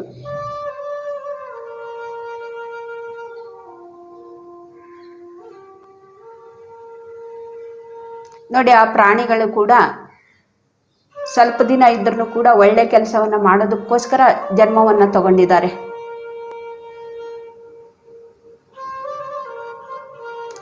ಇಲ್ಲಿ ಆ ಪ್ರಾಣಿಗಳಿಂದ, ಆ ಒಂದು ಪ್ರಾಣಿ ಸಾವಿನಿಂದ ನಾವು ಏನು ತಿಳ್ಕೊಬೇಕಾಯಿತು ಅಂದರೆ, ಇಲ್ಲಿ ಜೀವಿಸೋದು ಮುಖ್ಯ ಅಲ್ಲ, ನಾವು ಎಷ್ಟು ದಿನ ಇದ್ದು ಎಷ್ಟು ಒಳ್ಳೆ ಕೆಲಸ ಮಾಡಿದ್ವಿ ಅನ್ನೋದು ಅದು ಮುಖ್ಯ ಅಂತೇಳಿ ಆ ಪ್ರಾಣಿಗಳಿಂದ ನಾನು ತಿಳ್ಕೊಂಡೆ.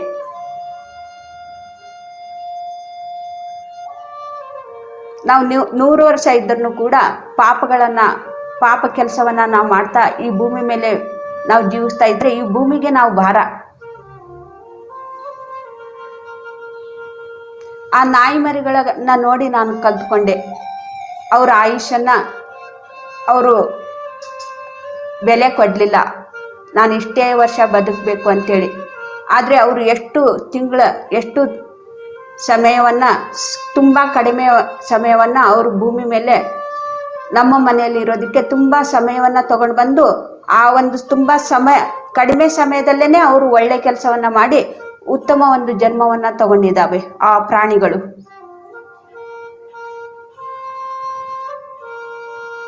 ನಾವೇನ್ ಮಾಡ್ತೀವಿ, ನಮಗೆ ಬುದ್ಧಿ ಇದ್ರೂ ಕೂಡ, ಆ ಜ್ಞಾನ ಇದ್ರೂ, ಆ ಒಂದು ವಿವೇಕ ಇದ್ರೂ ಕೂಡ ನಾನು ಇನ್ನೂ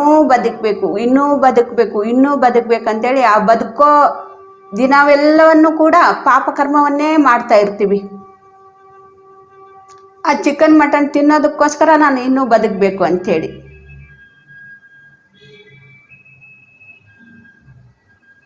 ಆಗ ನಮ್ಮ ಕರ್ಮದ ಗಂಟು ಎಷ್ಟು ದೊಡ್ಡದಾಗತ್ತೆ. ನಾವು ಭೂಮಿ ಮೇಲೆ ಎಷ್ಟು ಹೆಚ್ಚು ಸಮಯ ಇರ್ತೀವಿ ಅಷ್ಟು ಕರ್ಮದ ಗಂಟು ನಮ್ದು ದೊಡ್ಡದಾಗ್ತಾ ಇರತ್ತೆ, ಪಾಪದ ಗಂಟು.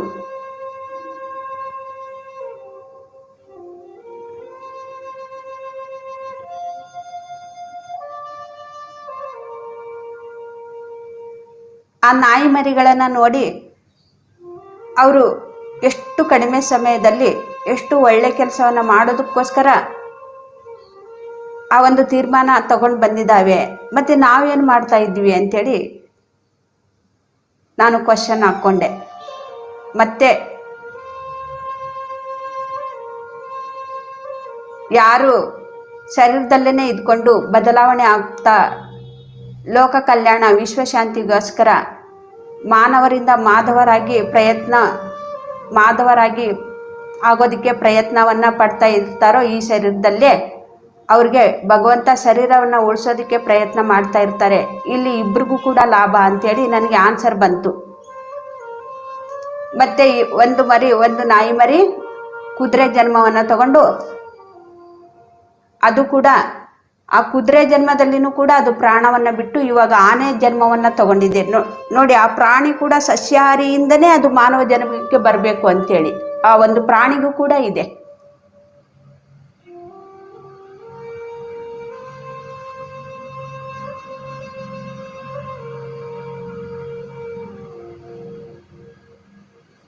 ನಾವು ಏನು ಅನ್ಕೊಳ್ತಾ ಇದ್ದೀವಿ, ನಾನು ಇರೋವರೆಗೂ ಕೂಡ ಚೆನ್ನಾಗಿ ತಿಂದು ಕುಡಿದು ಸಾಯ್ಬೇಕು ಅಂತೇಳಿ.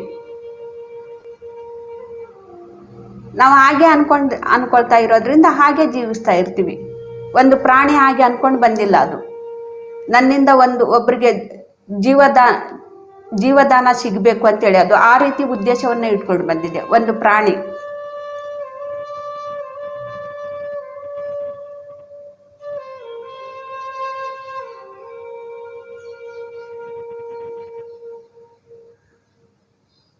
ಅದು ಬುದ್ಧ ಪೂರ್ಣಿಮೆ, ಒಂದು ನಾಯಿ ಮರಿ ಬುದ್ಧ ಪೂರ್ಣಿಮೆ ದಿನ ಶರೀರ ಬಿಟ್ಟು ಮತ್ತೆ ವಾಲ್ಮೀಕಿ ಜಯಂತಿ ದಿನ ಮತ್ತೆ ಅದು ಕುದುರೆ ಜನ್ಮವನ್ನ ತಗೊಂಡಿದೆ.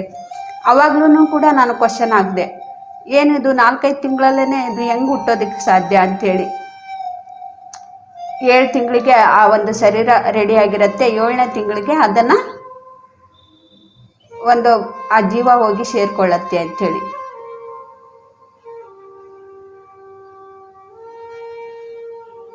ಅದು ಶರೀರ ರೆಡಿ ಆಗೋವರೆಗೂ ಕೂಡ ಇಲ್ಲಿ ನಮ್ಮ ಮನೆಯಲ್ಲಿ ಅದ್ರ ಬಂದ ಕೆಲಸವನ್ನು ಕೂಡ ಮುಗಿಸ್ಕೊಂಡು ಬಿಟ್ಟಿದೆ. ಅದು ನೋಡಿ, ಅದು ಎಷ್ಟು ಪ್ಲ್ಯಾನ್ ಮಾಡಿ ಬಂದಿದೆ ನೋಡಿ ಆ ಒಂದು ಪ್ರಾಣಿ ಕೂಡ. ಮತ್ತೆ ಆ ಒಂದು ಪ್ರಾಣಿನೇ ಅಷ್ಟೊಂದು ಪ್ಲ್ಯಾನಿಂಗ್ ಮಾಡ್ಕೊಂಡು ಬಂದಿರುವಾಗ ನಾವು ಆ ರೀತಿ ಪ್ಲ್ಯಾನಿಂಗ್ ಇರೋದಿಲ್ವ? ನಮ್ದು ಎಲ್ಲವನ್ನೂ ಕೂಡ ಒಂದು ಪ್ಲ್ಯಾನ್ ಇರುತ್ತೆ. ಅದು ಆ ಪ್ರಾಣಿ ಅದ್ರ ಬಂದ ಕೆಲಸವನ್ನ ಮಾಡಿ ಅದು ಮುಕ್ತಿಯನ್ನ ಪಡೀತು. ನಾವು ಬುದ್ಧಿವಂತರಾಗಿರ್ನೂ ಕೂಡ ನಾವು ಏನೋ ಒಂದು ಉದ್ದೇಶವನ್ನ ತಗೊಂಡು ಬಂದಿದ್ದೀವಿ, ಅದನ್ನು ನಾವು ಮಾಡ್ತಾ ಇಲ್ಲ. ಇನ್ನೂ ಹೆಚ್ಚಿನ ಒಂದು ಪಾಪಕರ್ಮವನ್ನು ಮಾಡ್ತಾ ಇದ್ದೀವಿ. ಭೂಮಿಗೆ ಭಾರವಾಗಿ ನಾವು ಇದ್ದೀವಿ. ಆದರೂ ಕೂಡ ಇನ್ನೂ ಬದುಕಬೇಕು, ಇನ್ನೂ ಹೆಚ್ಚು ಆಯುಸ್ಸನ್ನು ನಾವು ತಗೋಬೇಕು, ನಾವು ಇನ್ನೂ ತಿನ್ನಬೇಕು, ಇನ್ನೂ ಪಾಪಕರ್ಮಗಳನ್ನು ಮಾಡಬೇಕು, ಕುಡಿಬೇಕು, ನಾವು ಇನ್ನೂ ಜೀವಿಸ್ಬೇಕು ಅಂತೇಳಿ ಆಯುಷನ್ನು ಭಗವಂತನ ಹತ್ರ ನಾವು ಕೇಳ್ತಾ ಇರ್ತೀವಿ.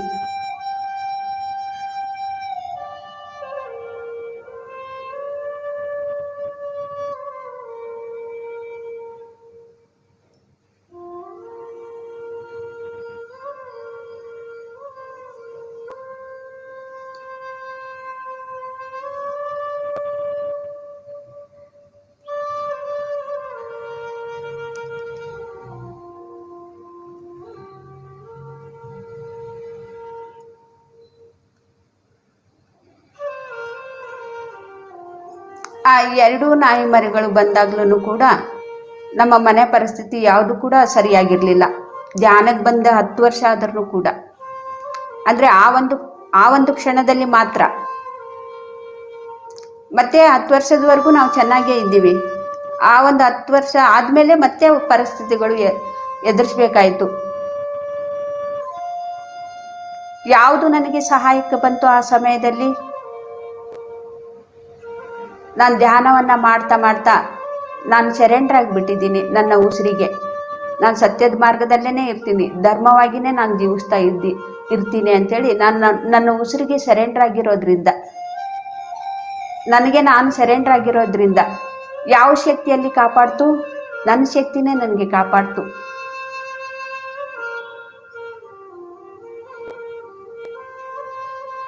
ನನಗೆ ಸಮಸ್ಯೆ ಬಂದಿದೆ, ನನ್ನ ಪ್ರಾಣ ಉಳಿಸು, ನನ್ನ ಮನೆಯಲ್ಲಿರೋರ್ನ ಪ್ರಾಣ ಉಳಿಸು, ನಮ್ಮ ಮನೆ ಚೆನ್ನಾಗಿರಲಿ ಅಂಥೇಳಿ ನಾ ಯಾವ ಭಗವಂತನ ಹತ್ರನೂ ಕೂಡ ಹೋಗಲೇ ಇಲ್ಲ.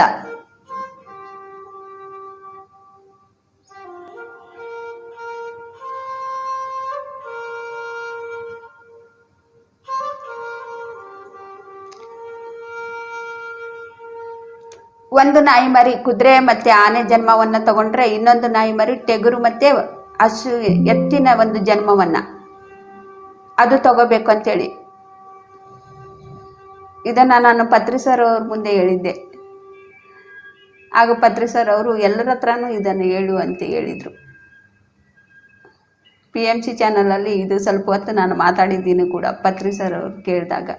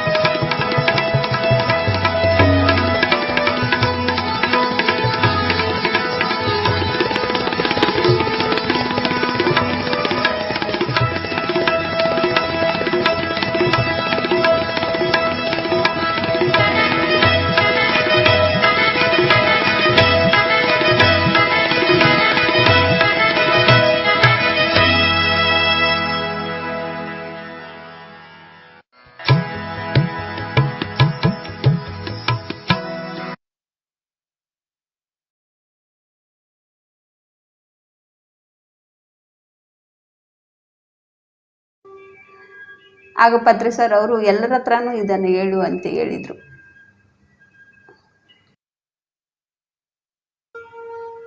ಒಂದು ನಾಯಿ ಮರಿ ಕುದುರೆ ಮತ್ತೆ ಆನೆ ಜನ್ಮವನ್ನ ತಗೊಂಡ್ರೆ ಇನ್ನೊಂದು ನಾಯಿ ಮರಿ ಟೆಗರು ಮತ್ತೆ ಹಸು ಎತ್ತಿನ ಒಂದು ಜನ್ಮವನ್ನ ಅದು ತಗೋಬೇಕು ಅಂತೇಳಿ ಇದನ್ನ ನಾನು ಪತ್ರಿ ಸರ್ ಅವ್ರ ಮುಂದೆ ಹೇಳಿದ್ದೆ. ಆಗ ಪತ್ರಿ ಸರ್ ಅವರು ಎಲ್ಲರ ಹತ್ರನೂ ಇದನ್ನು ಹೇಳು ಅಂತ ಹೇಳಿದರು. PMC ಚಾನಲಲ್ಲಿ ಇದು ಸ್ವಲ್ಪ ಹೊತ್ತು ನಾನು ಮಾತಾಡಿದ್ದೀನಿ ಕೂಡ ಪತ್ರಿ ಸರ್ ಅವ್ರು ಕೇಳಿದಾಗ.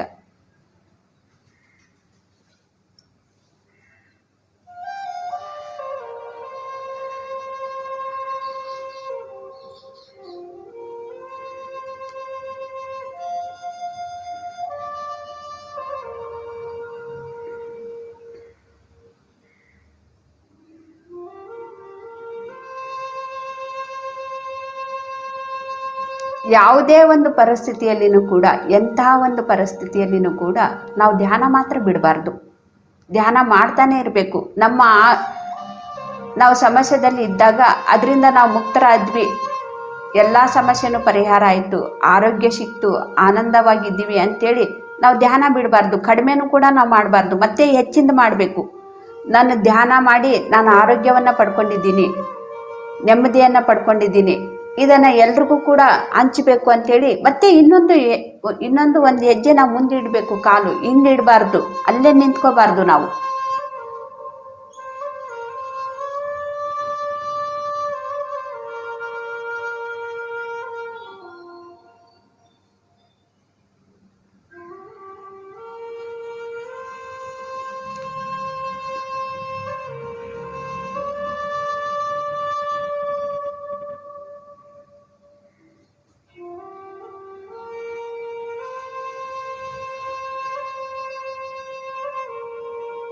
ಧ್ಯಾನಕ್ಕೆ ಬಂದಮೇಲೆ, ಧ್ಯಾನಕ್ಕೆ ಬರೋಕಿನ ಮೊದಲು ನಾನು ಅನಾಥ ಶವವಾಗಿ ಎಲ್ಲಿ ಸಾಯ್ತೀನೋ ಏನೋ ಅಂಥೇಳಿ ಅಷ್ಟೊಂದು ಅನಾರೋಗ್ಯದಿಂದ ಇದ್ದಾಗ ನಾನು ಧ್ಯಾನಕ್ಕೆ ಬಂದಿರೋದು.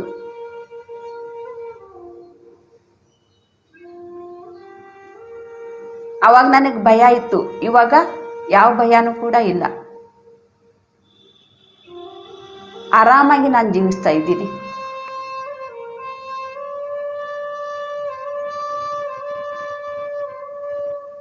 ಹೇಗೆ ಆ ನಾಯಿ ಮರಿಗಳು ತಾವು ಅಂದ್ಕೊಂಡಿರುವಂಥ ಪಾತ್ರವನ್ನು ಸರಿಯಾಗಿ ಮಾಡಿ ಯಾವ ರೀತಿ ಶರೀರವನ್ನು ಬಿಟ್ಟರು, ಪ್ರತಿಯೊಬ್ಬರು ಕೂಡ ಹಾಗೆ ಮಾಡಬೇಕು. ಅಂದ್ಕೊಂಡಿರೋದು ಏನು ನಾವು ಪಾತ್ರವನ್ನು ತಗೊಂಡು ಬಂದಿದ್ದೀವಿ, ಆ ಪಾತ್ರವನ್ನು ನಾವು ಮಾಡಿ,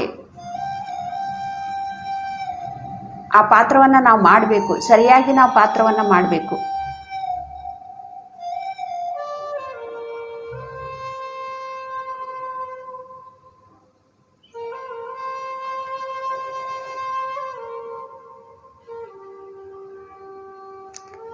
ನಾನು ಆ ನಾಯಿ ಮರಿಗಳನ್ನ ನೋಡಿ ತಿಳ್ಕೊಂಡಿರೋದೇನೆಂದರೆ, ಇಲ್ಲಿ ಆಯುಷ್ಯ ಮುಖ್ಯ ಅಲ್ಲ, ನಾವು ಬಂದಂಥ ಕೆಲಸವನ್ನು ಮಾಡೋದು ಮುಖ್ಯ.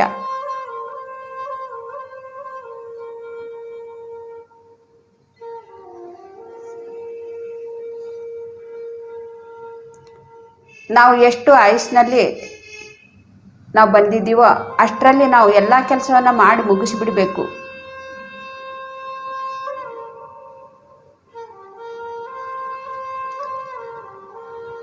ಮತ್ತೆ ನಾವು ಈ ಶರೀರದಲ್ಲಿ ಇದ್ದಾಗ ಒಳ್ಳೆ ಕೆಲಸ, ಸತ್ಯ ಧರ್ಮದಿಂದ ನಾವು ಕೆಲಸವನ್ನು ಮಾಡ್ತಾ ಇದ್ದಾಗ ಮತ್ತೆ ಇದೇ ಶರೀರದಲ್ಲೇ ನಾವು ಇದ್ದು ಮತ್ತೆ ಉತ್ತಮವಂತ ಕೆಲಸವನ್ನು ಮಾಡ್ತೀವಿ.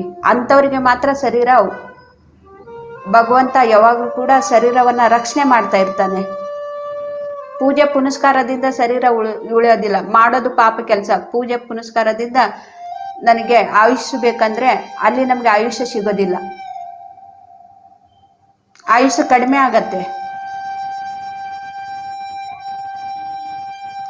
ಯಾರು ಸತ್ಯ ಧರ್ಮದಿಂದ ಜೀವಿಸ್ತಾ ಏನು ಆಯುಷ್ಯನ ತಗೊಂಡು ಬಂದಿರ್ತಾರೋ, ಸತ್ಯ ಧರ್ಮದಿಂದ ಯಾರು ಜೀವಿಸ್ತಾ ಇರ್ತಾರೋ ಇನ್ನೂ ಆಯುಷ್ಯ ಹೆಚ್ಚಾಗತ್ತೆ ಅವ್ರಿಗೆ. ಯಾಕೆಂದ್ರೆ ಸತ್ಯ ಧರ್ಮದಿಂದ ಜೀವಿಸ್ತಾ ಇದ್ದಾರೆ, ಈ ಶರೀರದಲ್ಲಿ ಉತ್ತಮವಾದಂಥ ಸ್ಥಿತಿಯನ್ನು ಪಡ್ಕೋಬೇಕು ಅಂತೇಳಿ ಸಾಧನೆಯನ್ನ ಮಾಡ್ತಾ ಇದ್ದಾರೆ. ಈ ಶರೀರ ಇನ್ನೂ ಕೆಲಸ ಮಾಡಬೇಕಾಗಿದೆ, ಒಳ್ಳೆ ಕೆಲಸ ಮಾಡಬೇಕಾಗಿದೆ, ಲೋಕ ಕಲ್ಯಾಣಕ್ಕೋಸ್ಕರ, ವಿಶ್ವ ಶಾಂತಿಗೋಸ್ಕರ. ಈ ಶರೀರಕ್ಕೆ ಯಾವುದೂ ಕೂಡ ಹಾನಿ ಆಗಬಾರ್ದು ಅಂಥೇಳಿ ಅಲ್ಲಿ ಶರೀರವನ್ನು ಉಳಿಸೋದಕ್ಕೆ ಪ್ರಯತ್ನ ಇರತ್ತೆ. ಅದು ಎಲ್ಲವೂ ಕೂಡ ಅದಷ್ಟಕ್ಕದೆ ನಡೀದ್ ಬಿಡತ್ತೆ. ನಾವು ಏನು ಕೂಡ ಮಾಡೋದಲ್ಲ, ಅದಷ್ಟಕ್ಕದೆ ನಡೀತಾ ಇರತ್ತೆ.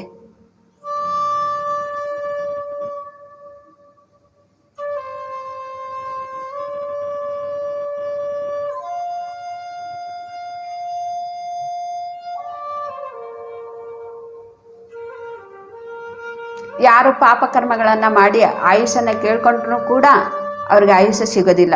ಯಾರು ಪುಣ್ಯ ಕರ್ಮ ಧರ್ಮ ಸತ್ಯದಿಂದ ಜೀವಿಸ್ತಾ ಇರ್ತಾರೆ ಅವರು ಸಾಯೋದು ಕೂಡ ಅವ್ರು ಬಯಸೋದಿಲ್ಲ. ನನ್ನ ಕೆಲಸ ಏನು ಅಂತಲೂ ಕೂಡ ಅವ್ರು ತಿಳ್ಕೊಂಡು ಅವ್ರು ಮಾಡ್ತಾ ಇರ್ತಾರೆ. ಅವ್ರು ಹಾಗೆ ಜೀವಿಸ್ತಾನೆ ಇರ್ತಾರೆ.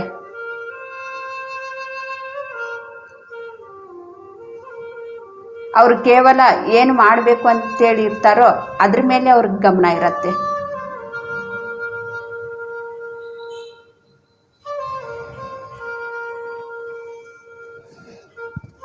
ಕೇವಲ 1 ನಿಮಿಷ ಫ್ರೆಂಡ್ಸ್, ಸಹಜವಾಗಿ ನಡೀತಾ ಇರೋ ಉಸಿರಾಟವನ್ನೇ ಗಮನಿಸ್ತಾ ಇರೋಣ. ಕೇವಲ 1 ನಿಮಿಷ. ನೋಡಿ, ಧ್ಯಾನದಲ್ಲಿ ಎಷ್ಟು ಅದ್ಭುತವಾದಂತಹ ಶಕ್ತಿ ಇದೆ. ನಾವು ಯಾವತ್ತೂ ಕೂಡ ಧ್ಯಾನ ಬಿಡಬಾರ್ದು, ಯಾವುದೇ ಒಂದು ಪರಿಸ್ಥಿತಿಯಲ್ಲಿನೂ ಕೂಡ. ನಾನು ಅಂಥ ಒಂದು ಪರಿಸ್ಥಿತಿಯಲ್ಲಿನೂ ಕೂಡ, ನಾನು ಮನೆಯಲ್ಲಿ ಸಮಸ್ಯೆ ಬಂದಾಗ ಅಂಥ ಪರಿಸ್ಥಿತಿಯಲ್ಲಿನೂ ಕೂಡ ನಾನು ಧ್ಯಾನ ಬಿಡಲಿಲ್ಲ. 10 ವರ್ಷದಿಂದ ಧ್ಯಾನ ಮಾಡ್ತಾ ಇದ್ದೀನಿ, ಮತ್ತೆ ಸಮಸ್ಯೆ ಬಂತು ಅಂತೇಳಿ ನಾನು ಯಾವತ್ತೂ ಕೂಡ ಬೇಜಾರು ಮಾಡಲಿಲ್ಲ. ನಾನು ಸಹಾಯ ಕೇಳಿದೆ. ನನಗೆ ಧ್ಯಾನ ಮಾಡೋದಕ್ಕೆ ಕುತ್ಕೊಳ್ಳೋಕ್ಕಾಗ್ತಾ ಇಲ್ಲ, ನಾನು ಶೂನ್ಯ ಸ್ಥಿತಿಗೆ ಹೋಗಬೇಕು, ನಾನು ಯಾವುದು ಕೂಡ ನನ್ನ ಯೋಚನೆ ಇರಬಾರ್ದು ಅಂತೇಳಿ ಆ ರೀತಿ ನಾನು ಇನ್ನೂ ಹೆಚ್ಚು ಧ್ಯಾನ ಸಾಧನೆಯನ್ನು ಮಾಡಿದೆ. ಪ್ರಕೃತಿ ಒಂದು ಸಂಘದಲ್ಲಿ ಇದ್ದು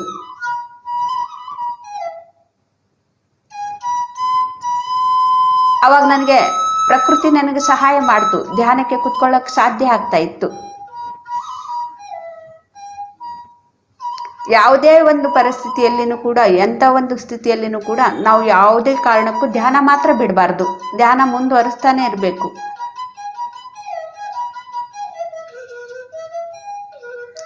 ಧ್ಯಾನದಿಂದ ನಾವು ಸಹಜ ಸ್ಥಿತಿಗೆ ಬರೋಣ ಫ್ರೆಂಡ್ಸ್. ಕೇವಲ 10 ಸೆಕೆಂಡ್ಗಳು ಮಾತ್ರ.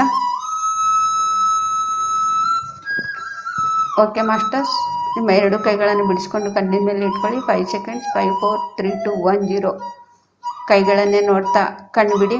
ಈ ಧ್ಯಾನವನ್ನು ತಿಳಿಸ್ಕೊಟ್ಟಂತಹ ಗುರುಜಿ ಬ್ರಹ್ಮಶ್ರೀ ಪಿತಾಮಹ ಪತ್ರಿಜಿ ಅವರಿಗೆ ನಾವು ಧನ್ಯವಾದಗಳನ್ನು ತಿಳಿಸೋಣ ಚಪ್ಪಾಳೆ ಮುಖಾಂತರ. ಮತ್ತು ಪ್ರಾಣಿ ಸಾಮ್ರಾಜ್ಯಕ್ಕೆ, ವೃಕ್ಷ ಸಾಮ್ರಾಜ್ಯಕ್ಕೆ, ಖನಿಜ ಸಾಮ್ರಾಜ್ಯಕ್ಕೆ ನಾವು ಧನ್ಯವಾದಗಳನ್ನು ತಿಳಿಸೋಣ ಚಪ್ಪಾಳೆ ಮುಖಾಂತರ. ಇಲ್ಲಿ ಬಂದಂತಹ ಎಲ್ಲ ಆತ್ಮಬಂಧುಗಳಿಗೂ ಕೂಡ ನಾನು ಧನ್ಯವಾದಗಳನ್ನು ತಿಳಿಸ್ತಾ ಇವತ್ತಿನ ಕ್ಲಾಸ್ ಮುಗಿಸ್ತಾ ಇದ್ದೀನಿ. Thank you masters, thank you.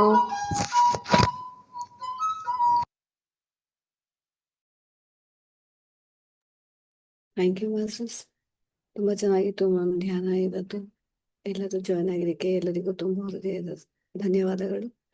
ಹೀಗೆ ಧ್ಯಾನವನ್ನು ಮಾಡೋಣ, ಮತ್ತೆ ಮಾಡಿಸೋಣ. ನಾಳೆದು ಬೆಳಗ್ಗೆ 5 ಗಂಟೆಗೆ ಕರೆಕ್ಟಾಗಿ ಎಲ್ಲರೂ ಧ್ಯಾನಕ್ಕೆ ಜಾಯ್ನ್ ಆಗಿಬಿಡಿ. ಈ ಅವಕಾಶ ಕೊಟ್ಟಿರೋದಕ್ಕೆ ಧನ್ಯವಾದಗಳು. Thank you.